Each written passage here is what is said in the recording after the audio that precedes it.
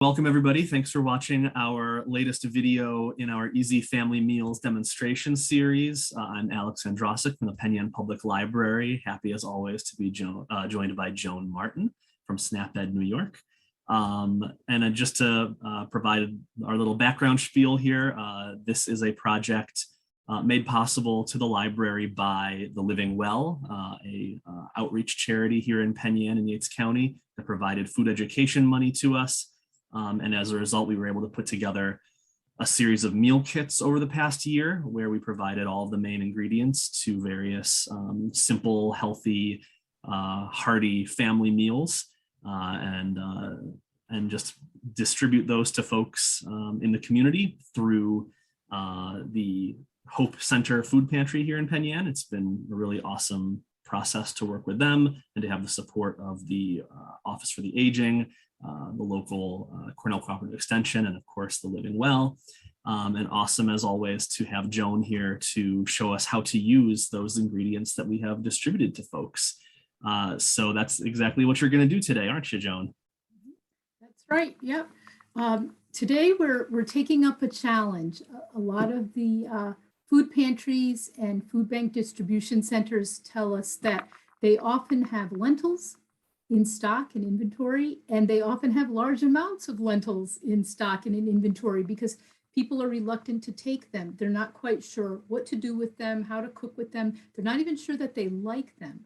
So what we're doing today is confronting that head on. We're doing a lentil challenge, and we're going to talk a little bit about why lentils, why you should even consider them.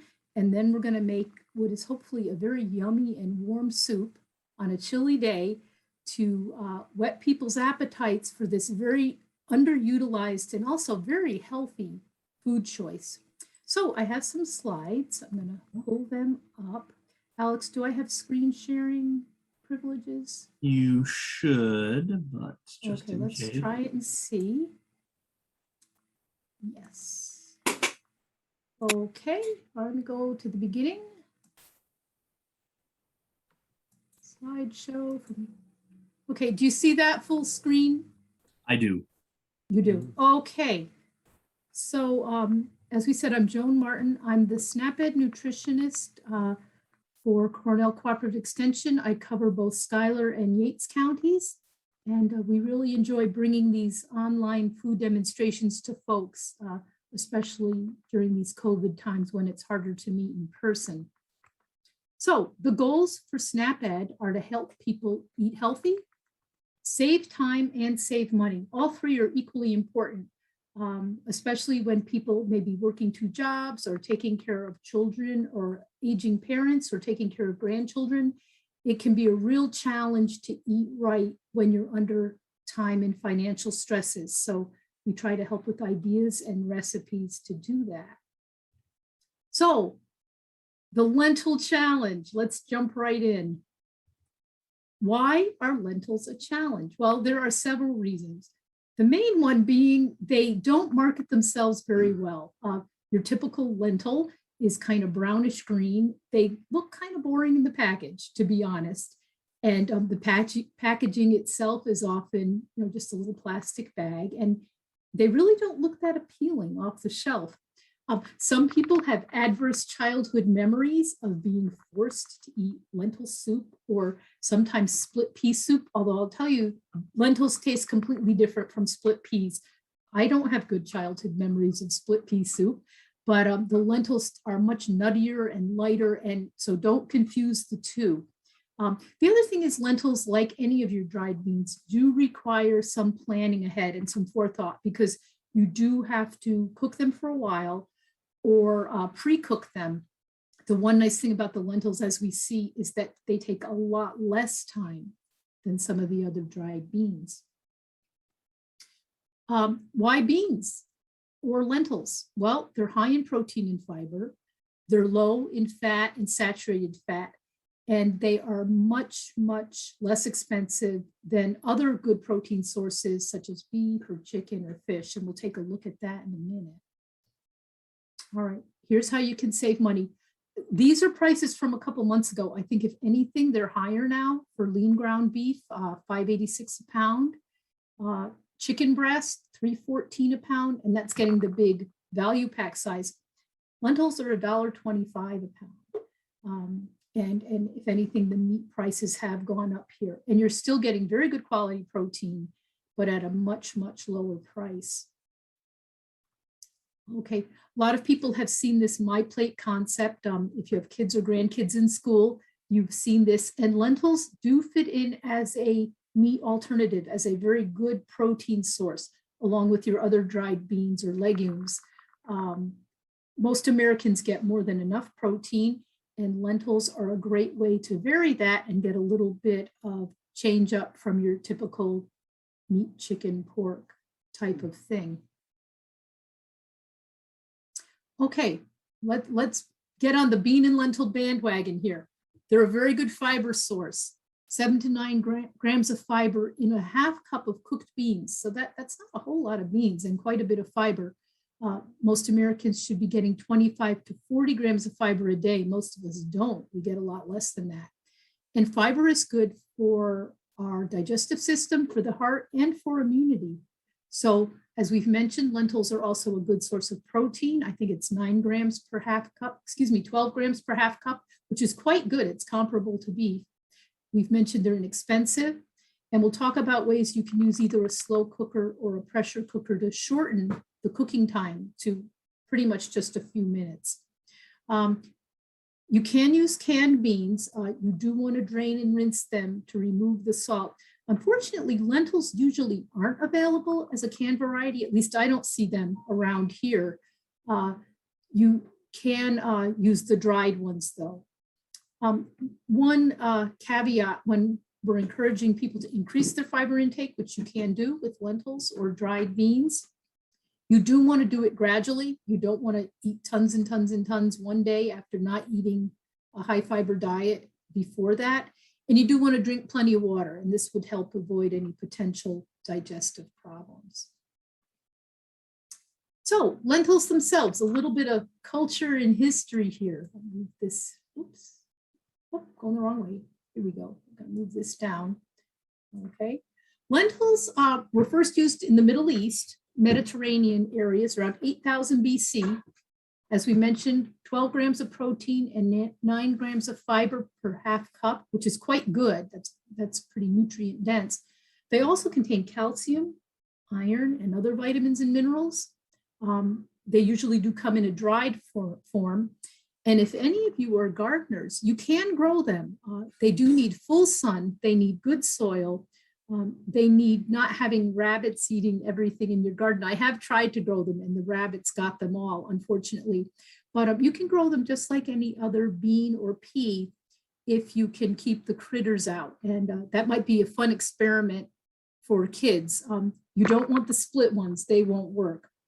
But you do want the full lentil variety. And I can show you what those look like. And they will sprout, and you can grow them in the spring. It takes about 100 days to maturity.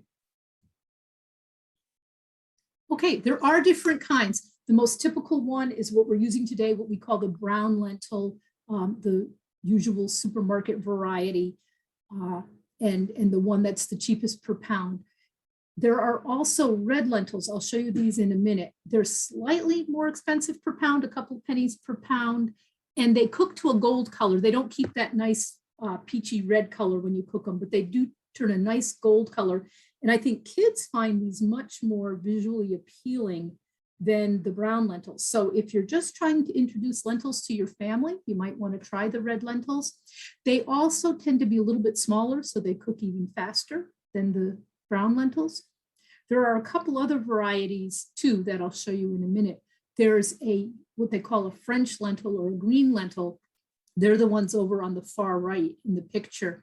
They're smaller, nuttier, a little bit firmer, but they have a really interesting and unique flavor, and they're used in soups and stews.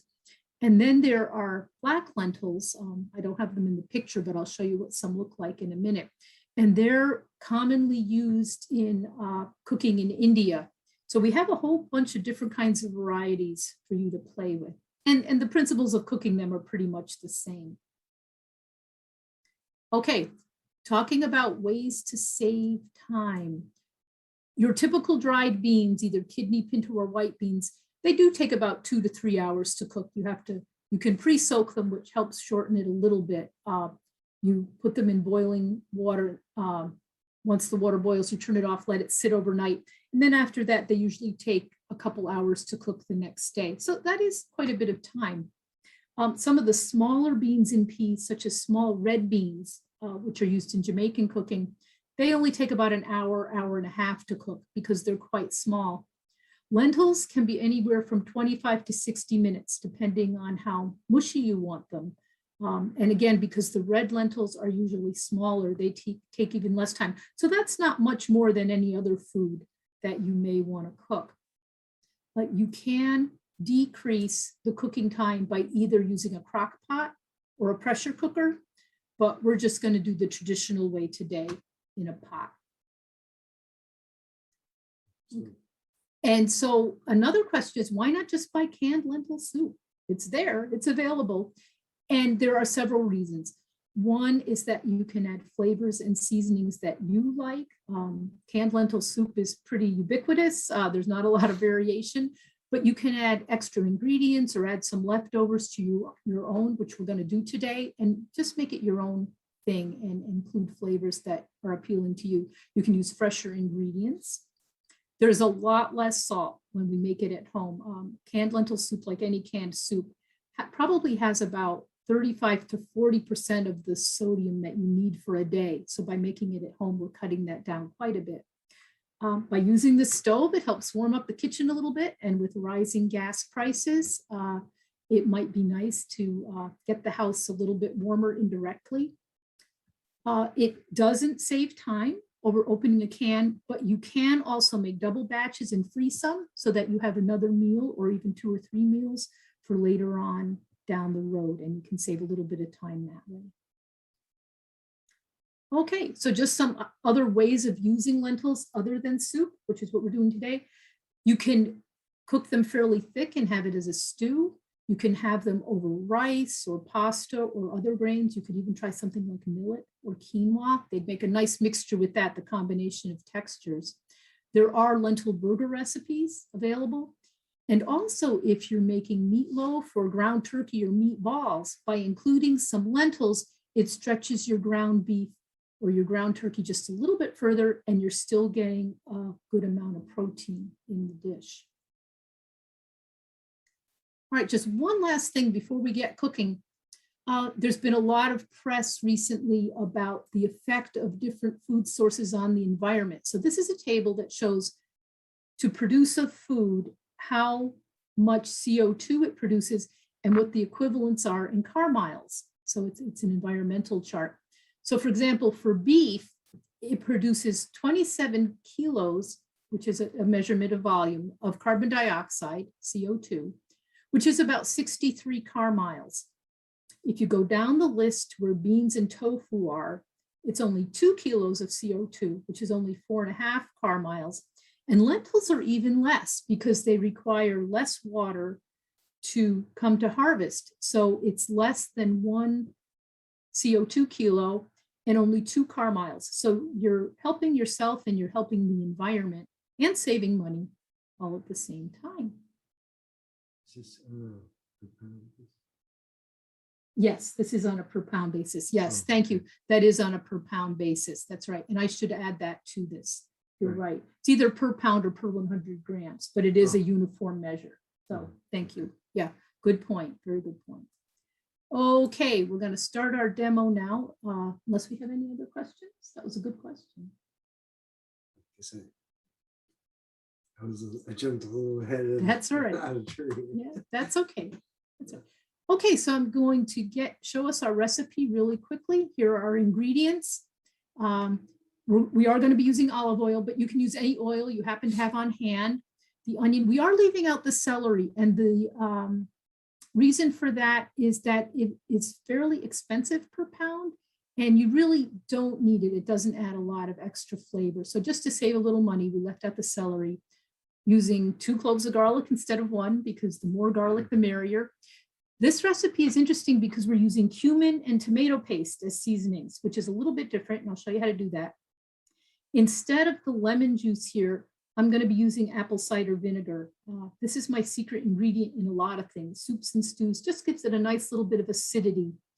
And then some of the garnishes that are suggested are feta cheese or diced hard-boiled egg.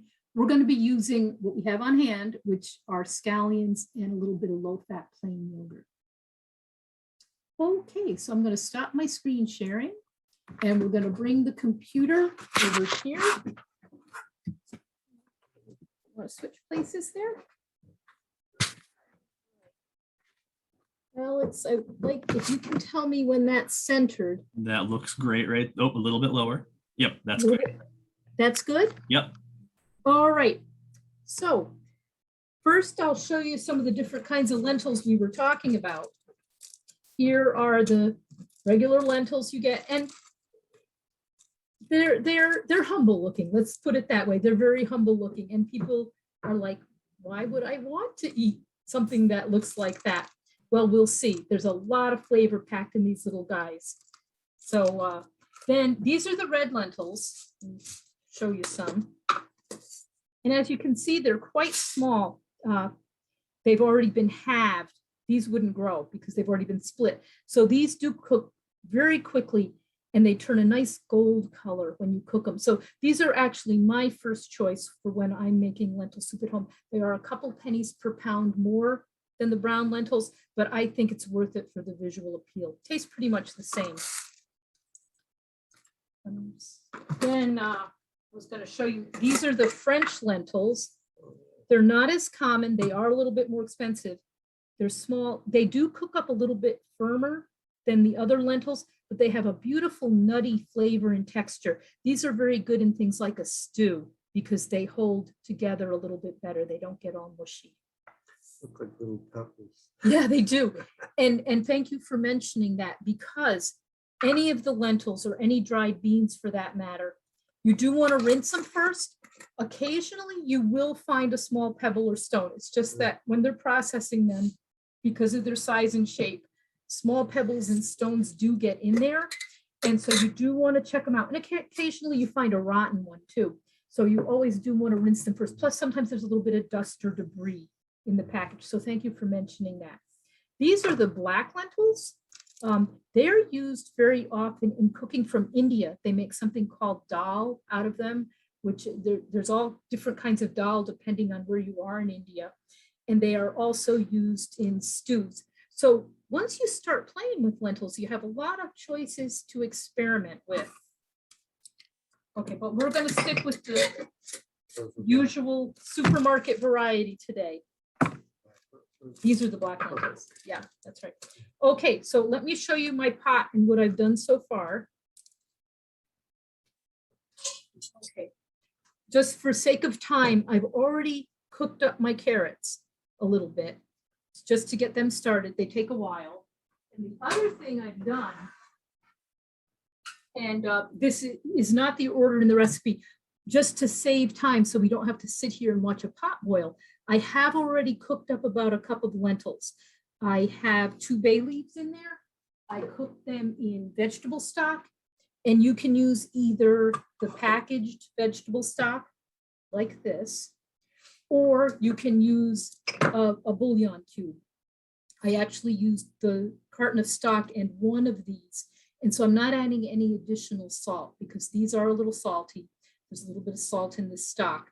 So I used one of these. Let me stir that up just a little bit. So Joan, you might want to lift your camera just a little bit because it just a little bit. Yeah, I was wondering about that. Vegetable stock. There you go. It was centered pretty well on the cutting board, but the vegetable stock. Okay, is that good? That's good. Yep. Okay, good. So I cooked them up with the bay leaves, the vegetable stock, so we won't have to spend 20, 25 minutes watching this boil. And so we'll add this after instead of before. Typically you add this and then cook the lentils in with everything else. Okay, so the first ingredients then that we're adding to them are carrot, and folks have seen me cut a carrot before, but I'll just review. I'm going to cut it in half so I get a flat surface. These are scrubbed. I didn't peel them. I would peel them, say if the peels are really, really grungy looking or if they're tough, but if not, you can eat the peels. Cut it in half, get a nice flat surface. We want them fairly small because this is a soup. This isn't a stew, so I'm cutting them fairly small.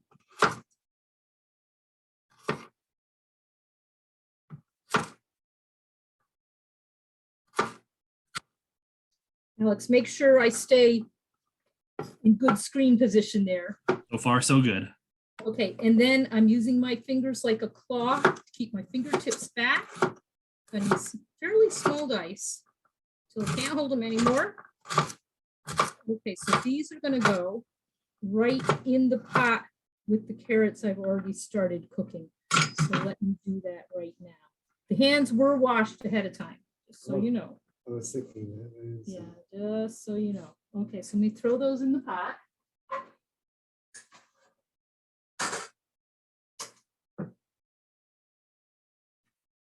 Okay, and then the next thing, we're not doing the celery in this case, mainly because of expense, and I don't think you get a lot of bang for your buck with the celery, but we do want onion.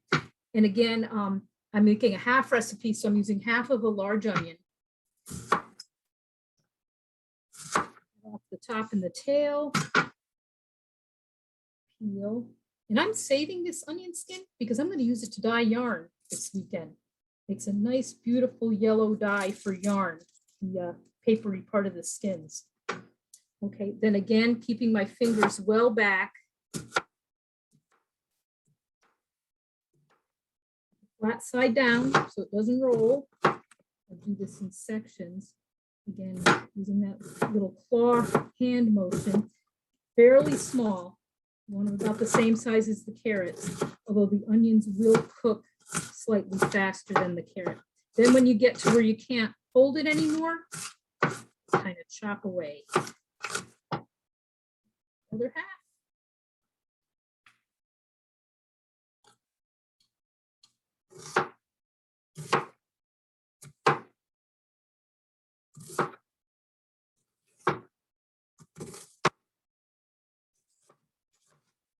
Fingers up and out of the way. And then these are going to go right in the pot.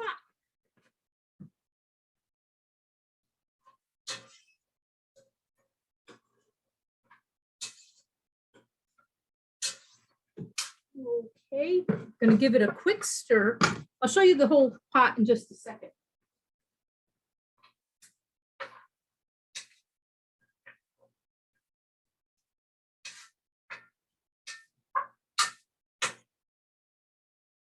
Okay, so we're going to let that go. And now here's where some of the seasonings in this recipe get a little bit interesting. I'll switch the camera angle in just a second, but we're going to be adding cumin, which can be rather a potent spice. It's used in Indian cooking. It's used in Mexican cooking. We're going to add a teaspoon of cumin now with the sauteing vegetables because it actually develops its flavor with the heat. And we're also going to be adding a couple tablespoons of tomato paste. This adds what's called umami flavor to the soup, which is like that deep kind of meaty flavor. And tomatoes are a good source of that.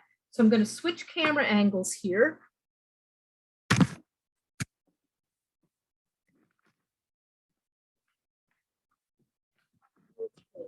You can see my cooking pot there, right? Yep. All right. And we'll add both of those. Alex, how's the volume on things? It's good. You might want to project more if you're standing over there, but you're good so far. Yeah, okay, we'll try that then.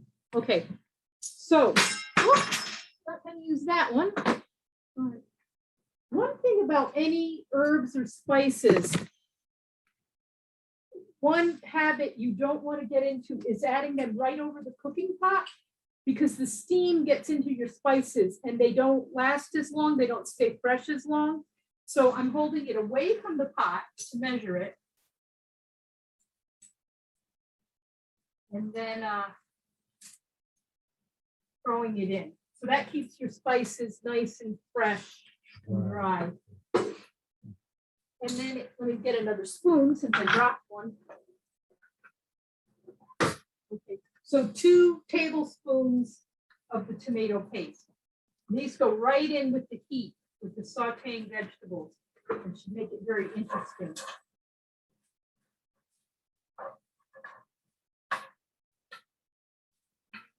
The onions are starting to brown. I had already pre-cooked the carrots, so they're already brown. I like that nice roasty flavor that the carrots give to it. Give that a couple minutes. And you can really smell the cumin.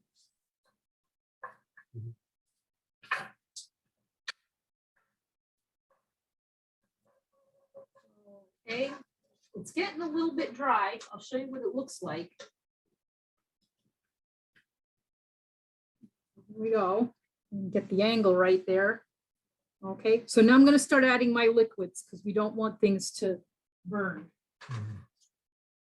So I have my pre-cooked lentils. Usually you would be adding these uncooked at this point, but we're saving time here. Just going to dump that all in.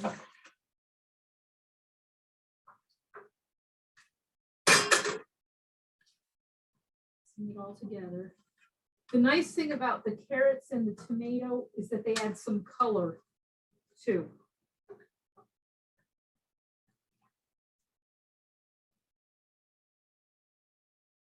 We are getting close. Okay, I'm gonna let that simmer for a couple minutes.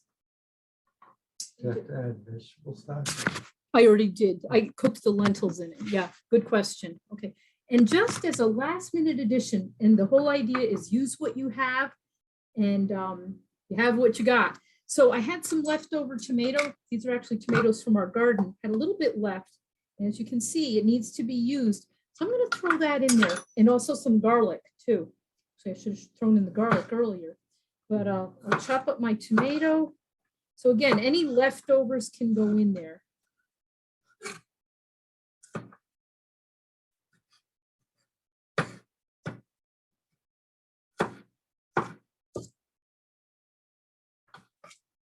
Just cubing it roughly.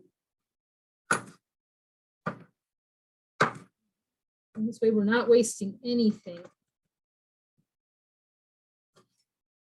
And then for the garlic, we'll add them together. I am going to use a garlic press. I don't always, because it takes just as long to clean this as it does to chop the garlic.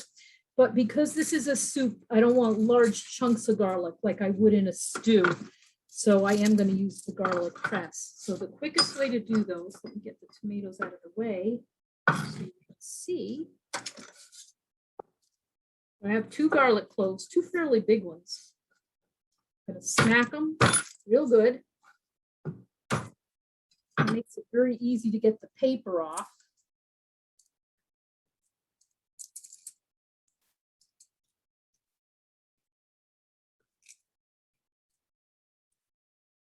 Pretty much a lot of the work is done for you at this point. I go to the smaller knife.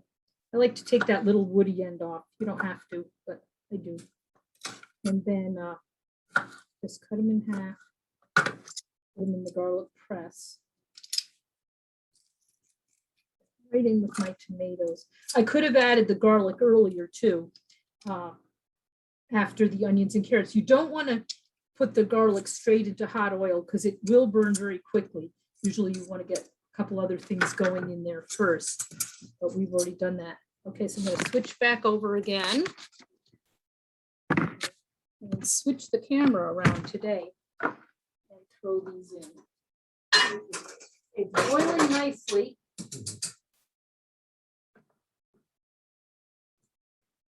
So we're just going to give it a couple more minutes.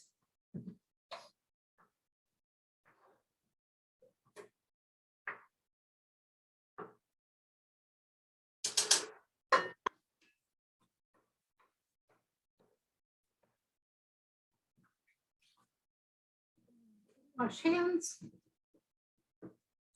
Okay. And just while that's boiling for a couple of minutes, a couple of notes. Another way to really help stretch food dollars is you can use this over rice or pasta. You can let it cook and thicken and even make it into a stew that way, or even maybe with something like potatoes. So it really can stretch your resources quite a bit. And again, I'll have enough here to have some for a meal and then have leftovers for lunches or freeze the rest. So we'll probably get 4 servings, 4 very generous servings out of this. Okay, we'll just give it a minute.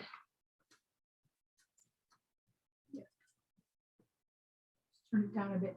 Now, typically I would probably let this cook probably another good 10 minutes. The lentils only took about 20 minutes to cook. So really it's only a half an hour from beginning to end for your cook time. So it's really not that much as compared to other dry beans cooking from scratch. And again, if you do have a pressure cooker or a crock pot, that's a way to save time too. So we'll just give this a minute or 2 more to burble, and then we'll serve it up. My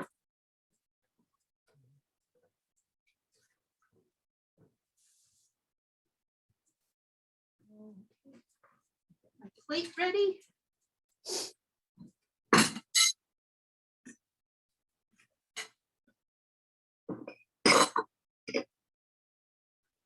Oh, I just found another ingredient. 2 actually, my secret ingredients. A little bit of apple cider vinegar. And again, I use a tablespoon of this in soups, stews, just gives it again a nice depth of flavor. And it is optional, but I am going to add like a half teaspoon of sugar, just again to vary the flavor a little bit. If you're watching your blood sugars or your weight, you don't have to add this. It is optional.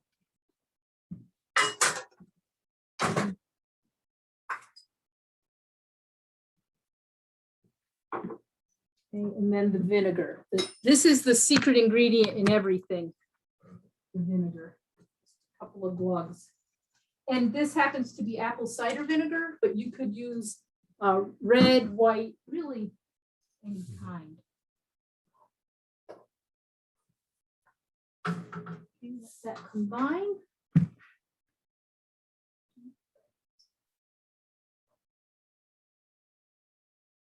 And we are just about there. Okay, so we're going to pretend that it cooked for another, say 10 or 15 minutes. And I am going to remove the bay leaves because you don't want to eat those, as you know. And then we'll serve some up.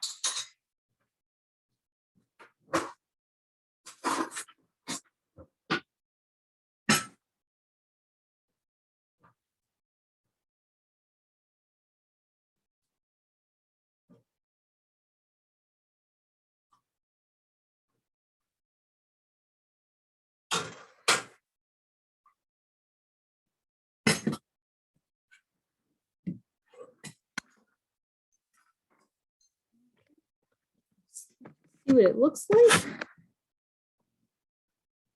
There we go. Get some of this mess out of the way. And I'm going to garnish it because it just makes life more interesting. I'm going to add a dollop of low-fat yogurt. This gives it a nice tanginess and creaminess when you eat it. And I'm going to add a few chopped up scallions. You could use parsley, you could use cilantro, you could use scallions. And again, I'm hoping that that looks colorful and appetizing rather than bland and boring. We've come a long way. And I hope that people will find this quick and easy way to get introduced to lentils and to start using them regularly and get over lentil phobia in whatever form that it may take. So, okay, Alex, I'll turn it over to you.